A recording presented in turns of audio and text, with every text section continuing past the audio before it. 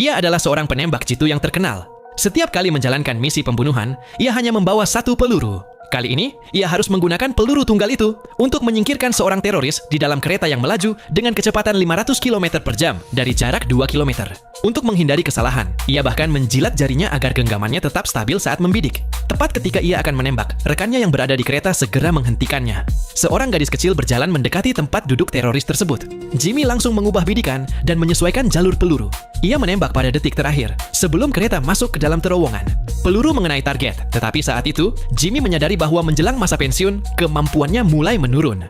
Rekaman video yang diambil rekannya menunjukkan peluru itu mengenai leher sang teroris. Dahulu, Jimmy selalu berhasil menembak tepat di kepala. Jika ia meleset hanya 5 cm saja, gadis kecil itu bisa saja tewas. Sebelum pensiun, ia mengunjungi seorang sahabat lamanya yang juga bekerja untuk CIA untuk berpamitan. Namun, sahabatnya itu memberikan peringatan serius. Orang terakhir yang Jimmy bunuh ternyata bukan seorang teroris, melainkan seorang ahli biologi yang juga bekerja untuk CIA. Seseorang jelas telah sengaja mengubah informasi misi tersebut.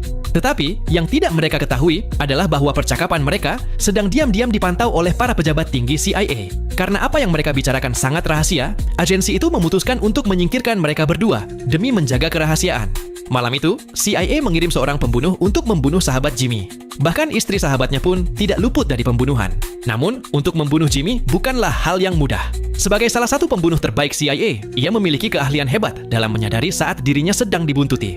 Setelah menyadari ada yang mengikutinya, ia melepaskan beberapa tembakan untuk memaksa musuh membalas dan memperlihatkan diri. Ia lalu berlari menyeberangi jalan, berlindung di balik sebuah pilar batu, dan mengeluarkan senapan sniper miliknya. Pertarungan pun dimulai.